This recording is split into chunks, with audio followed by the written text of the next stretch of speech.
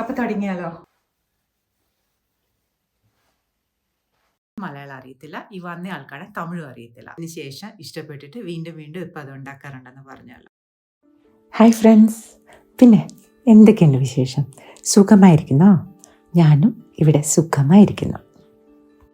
ഞാനൊരു ചട്നി ഉണ്ടാക്കാൻ പോവാണ്. ഒരു സ്പെഷ്യൽ ചട്നി, ബീട്രൂട്ട് ചട്നി.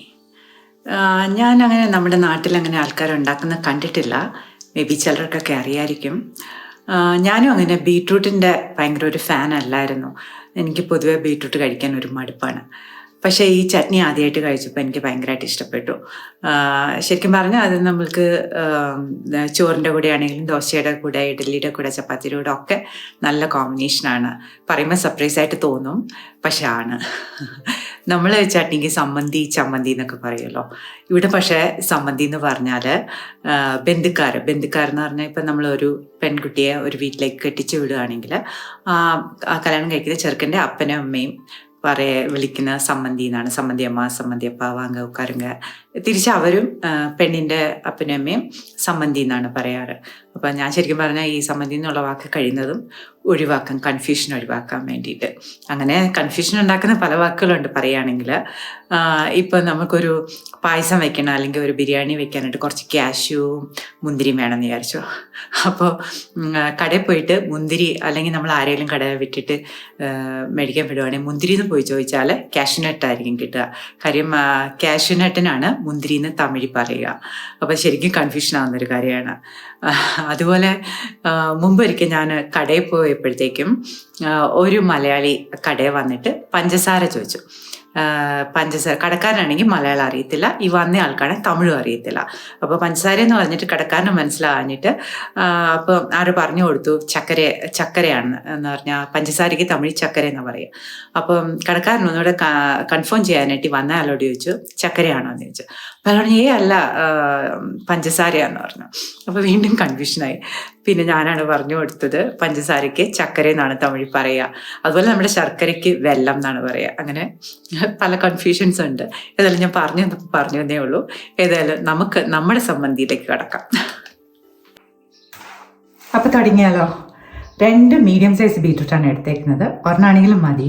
പിന്നെ ഞാൻ ജഡ്ജേതായാലും ഉണ്ടാക്കുമല്ലേ, അപ്പോൾ ഇത്തിരി എക്സ്ട്രാ ഇടണോട്ടെ എന്ന് വിചാരിച്ചു. എനിക്കിത് ഇഷ്ടമാണ്. സോ എങ്ങനെ ഉണ്ടാക്കുന്നതെന്ന് നോക്കാം.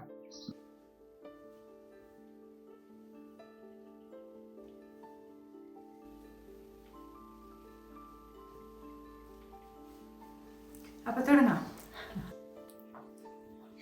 അപ്പം ഞാൻ നമ്മുടെ ബീട്രൂട്ടൊക്കെ തോലൊക്കെ എടുത്തിട്ട് കൊണ്ടുവന്നിട്ടുണ്ട്. ഇത് ഒന്നെങ്കിൽ ഗ്രേറ്റ് ചെയ്തെടുക്കാം, അല്ലെങ്കിൽ ചെറിയതായിട്ട് മുറിച്ചെടുക്കുക. ഞാനിപ്പോൾ ചെറുതായിട്ട് മുറിച്ചെടുക്കാമെന്ന് വിചാരിച്ചു.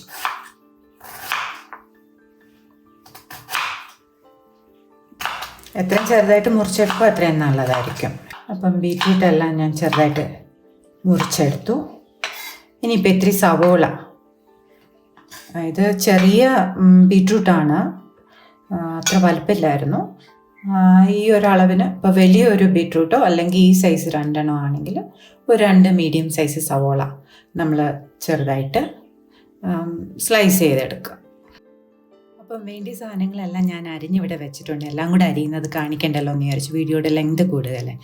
ബീട്രൂട്ട് മീഡിയം സൈസുള്ള 2 ബീട്രൂട്ട് അരിഞ്ഞത്, പിന്നെ ഒരു 2 മീഡിയം സൈസുള്ള സവോള അരിഞ്ഞു വെച്ചിട്ടുണ്ട്.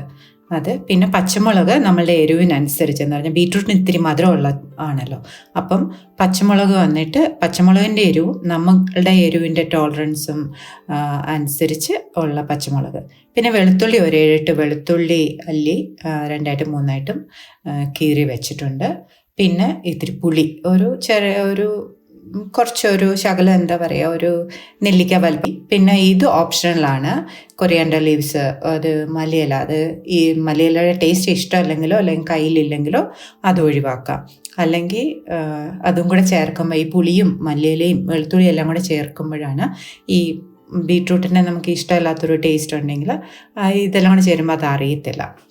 പിന്നെ വേണ്ടത് തേങ്ങയാണ്. തേങ്ങ ഇതൊരു 3/4 കപ്പ് തേങ്ങ ഉണ്ട്, അത് വേണം. പിന്നെ കടുക് വറക്കാനുള്ള സാധനങ്ങൾ, അത് ചുവന്നുള്ളി 2-3 ചുവന്നുള്ളി അരിഞ്ഞെടുത്തിട്ടുണ്ട്, ആൻഡ് ചുമന്ന മുളക്, ഉണക്കമുളക്, കറിവേപ്പില. പിന്നെ വേണ്ടത് എണ്ണ, കടുക്, ഉപ്പ്, ഇതൊക്കെ. അപ്പം നമുക്കിനി ഉണ്ടാക്കാനായിട്ട് തുടങ്ങാം. അപ്പം നമ്മൾ ഒരു ചട്ടി അടുപ്പത്ത് വെച്ചിട്ട് അതിലേക്ക് എണ്ണ ആവശ്യത്തിന് ഒഴിക്കുക. ഇത് വഴറ്റാനായിട്ടുള്ള എണ്ണ ഒരു 2-3 ടേബിൾ സ്പൂൺ ഒഴിക്കാം. തീ ഒരു മീഡിയം ഇതിൽ വെച്ചോണം. നമുക്ക് ആദ്യം ഈ സവോളയും വെളുത്തുള്ളിയും കൂടെ ഇട്ട് വഴറ്റണം.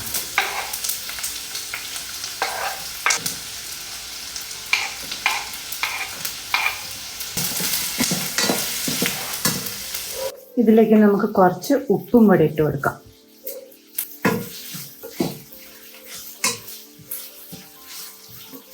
ഇത് കുറച്ച് വഴന്ന് കഴിയുമ്പോഴത്തേക്കും നമുക്ക് ബാക്കിയുള്ള സാധനങ്ങൾ ചേർക്കാം. സവോള കുറച്ചൊന്ന് വാടി കഴിയുമ്പോഴത്തേക്കും നമുക്ക് പച്ചമുളക് ഇട്ട് കൊടുക്കാം. പച്ചമുളക് ഞാനിങ്ങനെ 2ആയിട്ട് കീറി വെച്ചിട്ടുണ്ട്, അതും കൂടെ ഇട്ട് കൊടുക്കാം. സവോളയും പച്ചമുളകും വെളുത്തുള്ളിയും എല്ലാം നന്നായിട്ട് വാടിയിട്ടുണ്ട്. ഇനി നമുക്ക് ബീറ്റ്റൂട്ട് ഇട്ട് കൊടുക്കാം.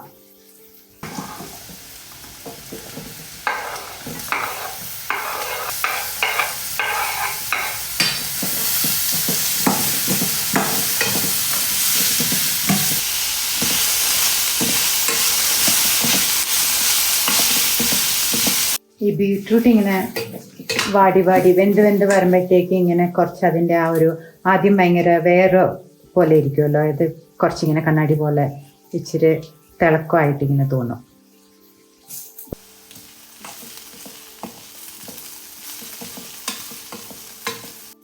ഈ ബീറ്റ്റൂട്ട് ഒന്ന് നന്നായിട്ട് വേകണം. ഒരു 8-10 മിനിറ്റ് എടുക്കും. ഇങ്ങനെ നമ്മളൊരു മീഡിയം ഫ്ലെയിമിൽ ഇട്ടിട്ട് ഇളക്കി അങ്ങനെ അത് വാട്ടിയെടുക്കണം. അത് കഴിഞ്ഞിട്ട് ബാക്കി 1-2 കാര്യങ്ങളൂടെ ഉണ്ടല്ലോ ചേർക്കാനായിട്ട്, അത് ചേർത്ത് നമുക്കത് അന്നത്തേക്ക് പിന്നെ ഓഫ് ചെയ്യാം. ബീറ്റ്റൂട്ട് നന്നായിട്ട് വെന്തു. ഇതായപ്പോൾ ഇങ്ങനെയാണ് ഇരിക്കുന്നത്. ആദ്യം കണ്ടതുപോലെ അല്ലല്ലോ, നന്നായിട്ട് കാണുമ്പോൾ തന്നെ അറിയാം നന്നായിട്ട് വെന്തിട്ടുണ്ട്. ഇതിങ്ങനെ ഈ ഒരു ടെക്സ്ചറിൽ വരും. ഇനി നമുക്ക് ഇതിലേക്ക് പുളിയും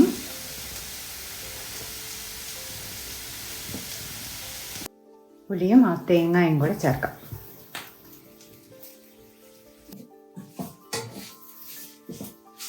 തേങ്ങ ചേർത്ത് കഴിഞ്ഞാൽ ഒരു ജസ്റ്റ് 1 മിനിറ്റ് ഒന്ന് ഇങ്ങനെ വാട്ടിയാൽ മതി.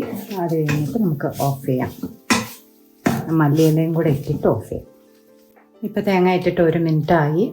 ഇനി നമ്മുടെ ആ മല്ലിയിലയും കൂടെ ഇട്ടിട്ട്, ഈ മല്ലിയില ഓപ്ഷണലാണ്, നിങ്ങൾക്ക് വേണ്ടെങ്കിൽ ഇടണ്ട. ഇതും കൂടി ഇട്ടിട്ട് ഒന്ന് മിക്സ് ചെയ്തിട്ട് ഓഫ് ചെയ്തിട്ട് ആറാനായിട്ട് വയ്ക്കാം.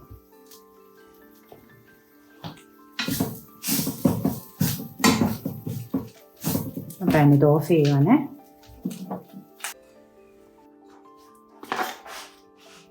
അപ്പം ഞാൻ ഈ ഇത് അരച്ചെടുത്തു. ആറിക്കഴിഞ്ഞിട്ട് ഒരു ശകലം വെള്ളം ചേർത്താൽ മതി. ഇത് ഈ ഒരു ടെക്സ്ചർ ഇതിൽ ലൂസ് ആവേണ്ട ആവശ്യമില്ല. ഇതിപ്പോൾ ഞാൻ ഇനി ഇത് ചൂടാക്കേണ്ട ആവശ്യമില്ല. ഇതിലേക്ക് നമ്മൾ കടുക് താളിച്ച് ഇതിലേക്ക് ഒഴിക്കുകയാണ് ചെയ്യുന്നത്. ഇതിപ്പോൾ ഞാൻ ആ ചട്ടിയിലേക്ക് തന്നെ ഇത് ഇട്ടു. അത് ഇത്രയേ ഉള്ളൂ. ഈ ഒരു ടെക്സ്ചറിൽ ഇത്രയും ലൂസായാൽ മതി. ഇതിൽ കൂടുതൽ വെള്ളം ചേർക്കേണ്ട ആവശ്യമില്ല. നമുക്ക് ഈ ഒരു അളവിന് കുറച്ച് വെള്ളം ചേർത്തിട്ട് അരച്ചിട്ട് നോക്കുക. അന്നേരം നമ്മൾ അരച്ചിട്ട് ഉപ്പൊക്കെ എന്തെങ്കിലും കുറവുണ്ടെങ്കിൽ വേണമെങ്കിൽ ചേർക്കുക. ഇനി ഇതിലേക്ക് നമുക്ക് കടുക് താളിച്ചും കൂടെ ഒഴിച്ചാൽ റെഡിയായി. നല്ല സ്വാദാണ്. ശരിക്കും ഒന്ന് ട്രൈ ചെയ്ത് നോക്കണം. ഇനിയിപ്പം നമ്മൾ സാധാരണ കടുക് പൊട്ടിക്കുന്ന പോലെ കടുകും കറിവേപ്പിലയും ചുവന്നുള്ളിയും ഉണക്കമുളകും എല്ലാം ഇട്ട് കടുക് പൊട്ടിച്ച് എടുത്ത് അതിലേക്ക് ഒഴിക്കുക. അത്രയേ ഉള്ളൂ.